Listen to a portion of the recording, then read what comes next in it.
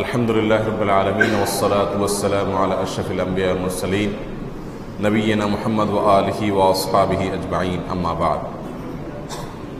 সম্মানিত উপস্থিতি, আজ যে বিষয়ে কথা বলতে চাই তা হলো কিভাবে আমরা জীবনের শেষ পর্যায়ে এসে মৃত্যুর মুখোমুখি হয়ে ঈমান নিয়ে দুনিয়া থেকে যেতে পারব। সন্দেহাতীতভাবে ভয়াবহ ফিতনা সংকুল একটি সময় আমরা পার করছি। চতুর্দিকে ফিতনার এত বেশি ঘনঘটা, এত বেশি গুটগুটে অন্ধকার, যে ফিতনার এই যুগে ঈমানের সঙ্গে অটল এবং অবিচল থাকা, ঈমান নিয়ে দুনিয়া থেকে চলে যেতে পারা, এটা হলো এই যুগে একজন মুমিনের জীবনের সবচেয়ে বড় কঠিন কাজ এবং বিশাল বড় সাফল্যের বিষয়। রাসূল করিম সাল্লাল্লাহু আলাইহি সাল্লাম ইরশাদ করেছেন, ইন্নামাল আমালু বিল খাওয়াতিম, নিশ্চয়ই বান্দার আমলসমূহ এটা নির্ভর করে শেষ অবস্থায় সে কোন আমল নিয়ে যেতে পেরেছে সেটার উপরে।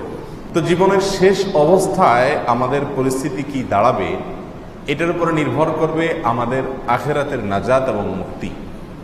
সেজন্য একজন মুমিন তার জীবনের শেষ অবস্থা নিয়ে যার পর নাই চিন্তিত থাকবেন, পেরেশান থাকবেন, ব্যাকুল থাকবেন এবং টেনশন করতে থাকবেন যে আমার জীবনের শেষ অবস্থা কি হয়, আমি কি ঈমান নিয়ে যেতে পারি নাকি ঈমান হারা হয়ে আল্লাহ না করুন আমাকে যেতে হয়। সম্মানিত উপস্থিতি, চতুর্দিকে ঈমান হরণ করার জন্য যত আয়োজন বসেছে, বিশেষ করে শেষ জামানায় এসে শয়তান আমাদেরকে ঈমান হারা করবার জন্য যত রকমের উদ্যোগ নিয়েছে, তাতে নিরাপদে নিজের ঈমান এবং তাকওয়াকে নিয়ে কবরে চলে যেতে পারা এটা কঠিন একটা কাজ, চরম কঠিন একটি কাজ। আর এই কঠিন কাজটি সহজ হওয়ার জন্য বেশ কয়েকটি আমলের কথা আমরা পরামর্শ দেব। তার ভিতরে প্রথম যে আমলটির কথা বলতে চাই তা হলো কোরআন এবং সুন্নাহকে আঁকড়ে ধরা। এটা একজন মানুষ সঠিক পথের উপরে থেকে, সিরাতে মুস্তাকিমের উপরে থেকে, জান্নাতের পথে থেকে মৃত্যুবরণ করতে সবচেয়ে বেশি সহযোগিতা করবে যদি কেউ কোরআন এবং সুন্নাহকে আঁকড়ে ধরে। আল্লাহ সুবহানাহু ওয়া তাআলা তাকে কোরআন এবং সুন্নাহর পথে পরিচালিত করেন এবং সে শেষ জামানায় যত রকমের ফিতনা আছে এই ফিতনা থেকে আল্লাহ সুবহানাহু ওয়া তাআলা তাকে নিরাপদে রাখেন। এই জন্য নবী আলাইহিস সালাতু ওয়াস সালাম বলেছেন, লান তাদিল্লু মা ইন তামাসসাকতুম বিহিমা কিতাবাল্লাহি ওয়া সুন্নাত রাসূলিহি। একটা সময় আসবে যখন প্রচুর পরিমাণে মানুষ মতপার্থক্য করবে। কেউ বলবে এটা সঠিক, কেউ বলবে ওইটা সঠিক, কেউ বলবে এই পথে যাও, কেউ বলবে ওই পথে যাও। আলেমদের মধ্যে নানা রকম মতবাদ পার্থক্য, ইসলামিস্টদের ভিতরে নানা রকম কথাবার্তা। এরকম একটি অবস্থার মধ্যে তুমি দিশেহারা হয়ে যাবে এবং কোথায় যাবে, কোনটা করবে তুমি সিদ্ধান্ত নিতে পারবে না।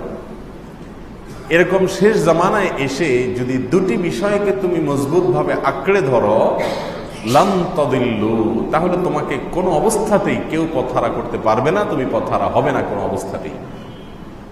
একটা হলো আল্লাহর কিতাব, আরেকটা হলো নবী সাল্লাল্লাহু আলাইহি ওয়াসাল্লামের সুন্নাহ।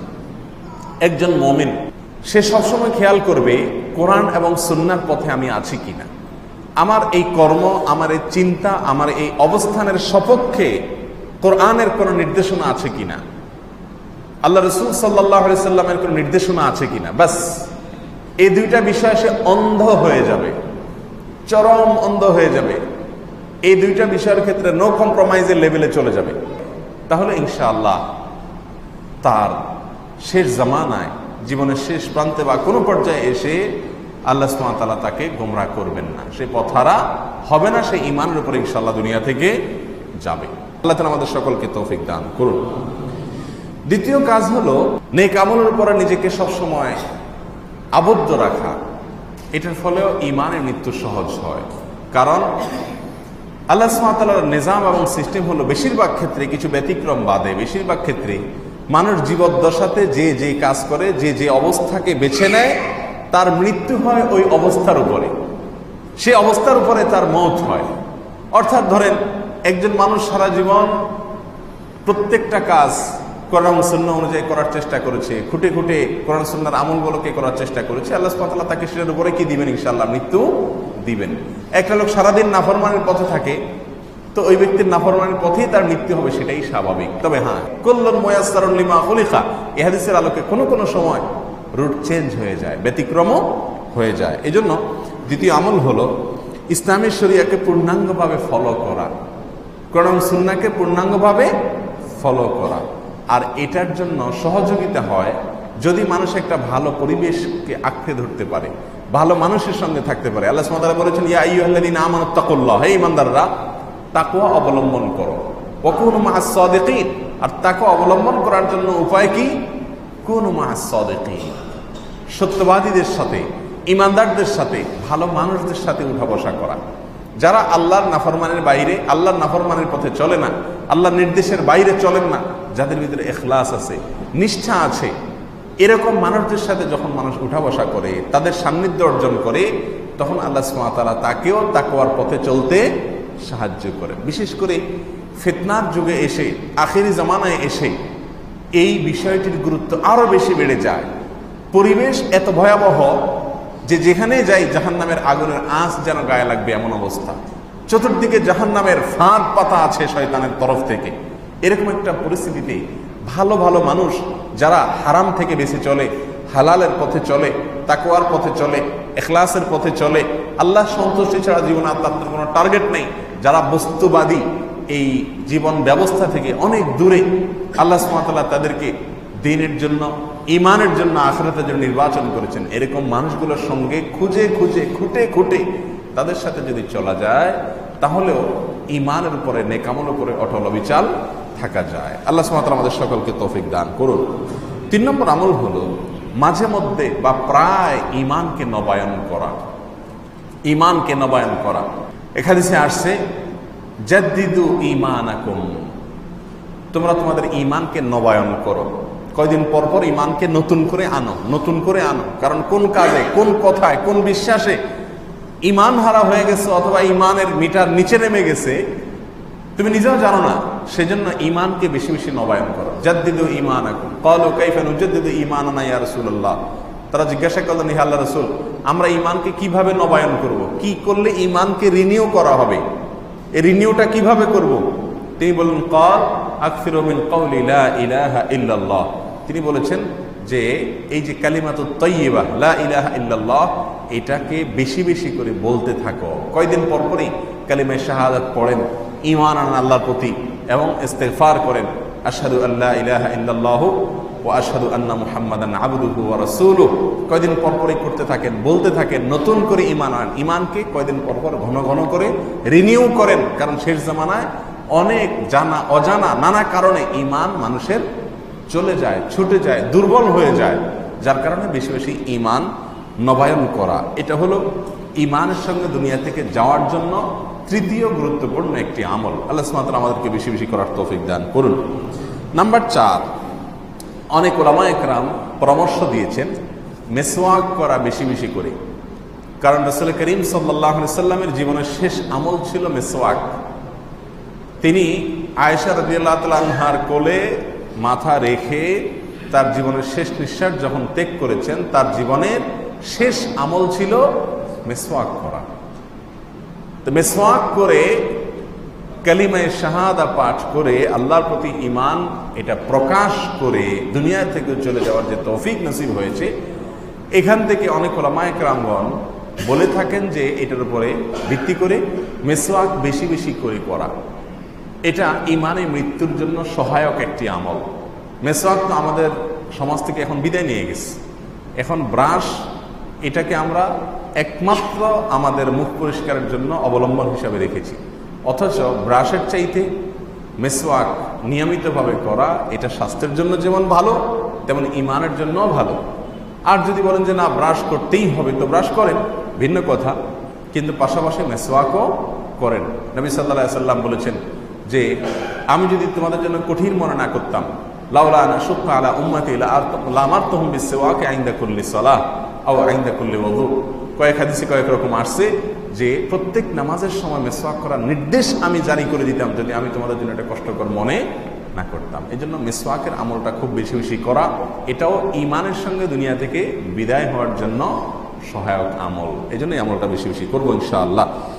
নাম্বার 5, বেশ কিছু দোয়া আছে আল্লাহর কাছে একেবারে কায়মনোবাক্যে চোখের পানি ফেলে একাকী নিঃসঙ্গে বসে দোয়াগুলোর অর্থকে অনুধাবন করে বুঝে বুঝে আল্লাহর কাছে এই দোয়াগুলো সবসময় করতে থাকা, অ্যাপ্লিকেশন করতে থাকা যে আল্লাহ আমার জন্য ঈমানের সঙ্গে মৃত্যু হয়, আমি যেন তোমার প্রতি বিশ্বাস নিয়ে যেতে পারি, আমি যেন বেঈমান হয়ে যাওয়া না লাগে, আমার জন্য শেষ পরিণতিটা খারাপ না হয়, শেষ ভালো যার সব ভালো তার, এটা হাদিসেরই মর্মার্থ।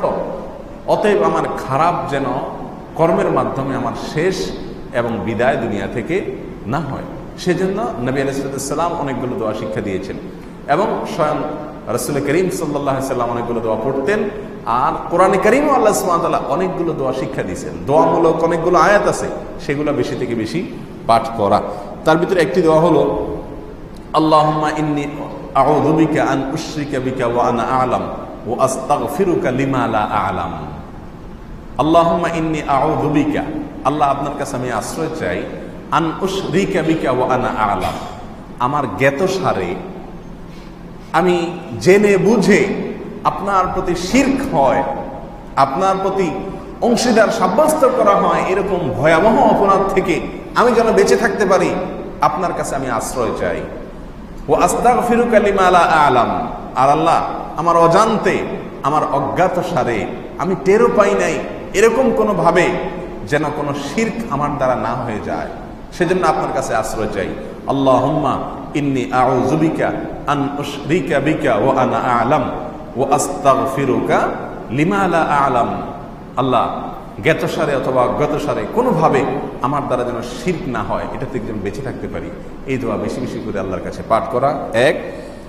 দ্বিতীয় দোয়া হলো ইয়া মুকাল্লিবাল কুলুব সাব্বিত কলবি আলা দীনিক, হে অন্তর পরিবর্তনকারী, হে রব, হে আল্লাহ, যার হাতে সমস্ত মানুষের অন্তর, অন্তরকে ঘোরানোর ক্ষমতা আপনার।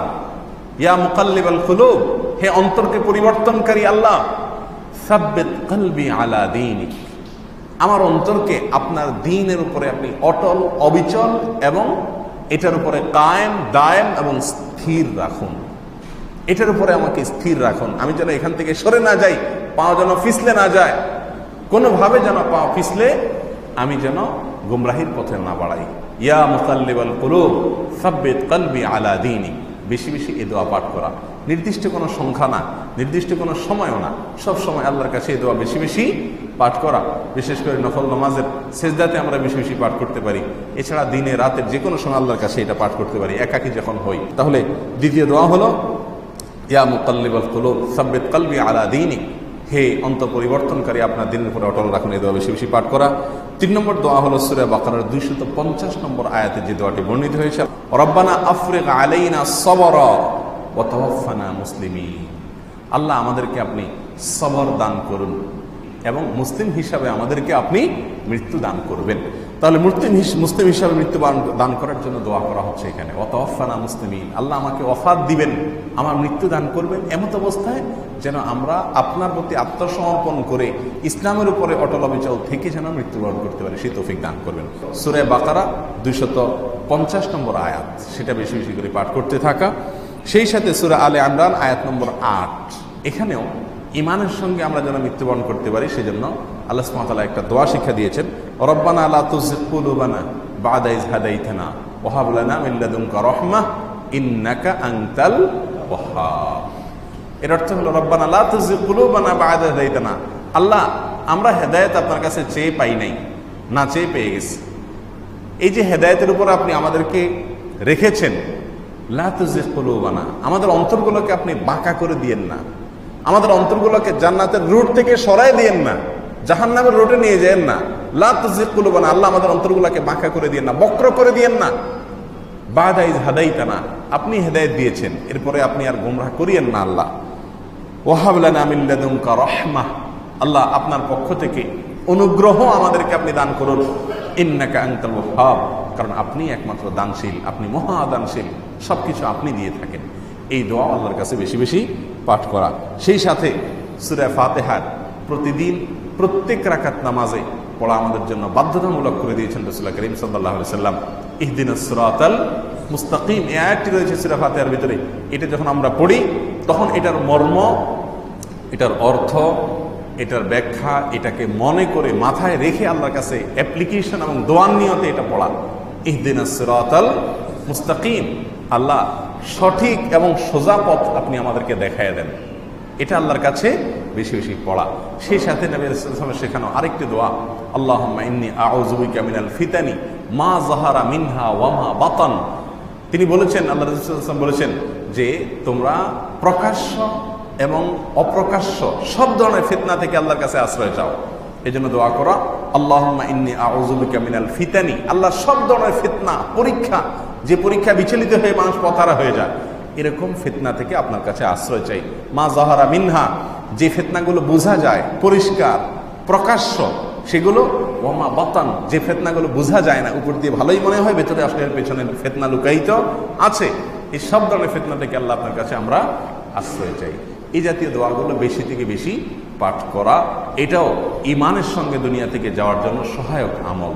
আল্লাহ সুবহানাহু ওয়া তাআলা আমাদের সকলকে এই সব আমলগুলো বেশি থেকে বেশি করার তৌফিক দান করুন। ফিতনার এই ভয়াবহ যুগে, যেখানে চতুর্দিকে ফিতনার হাতছানি, জাহান্নামে যাওয়ার জন্য শত সহস্র অগণিত ফাঁদ শয়তান এঁটে রেখেছে, এখান থেকে বেঁচে থাকা, বেঁচে নিজের ঈমানকে বাঁচায়া আত্মরক্ষা করে তারপরে আখিরাতে আল্লাহর প্রতি পরিপূর্ণ ঈমানকে নিয়ে চলে যাওয়া, আল্লাহি এটা হলো এই যুগের সবচেয়ে বড় মিরাকল, এটা হলো এই যুগের সবচেয়ে বড় আশ্চর্যের বিষয় যে কেউ তার ঈমানকে, তার দ্বীনকে পরিপূর্ণভাবে হেফাজত করে নিয়ে চলে যেতে পেরেছে দুনিয়া থেকে। আল্লাহ সুবহানাহু ওয়া তাআলা আমাদের সকলকে সেই তৌফিক দান করুন। জাযাকুমুল্লাহু খায়রা ওয়া আখিরু দাওয়ানা আনিল হামদুলিল্লাহি রাব্বিল আলামিন।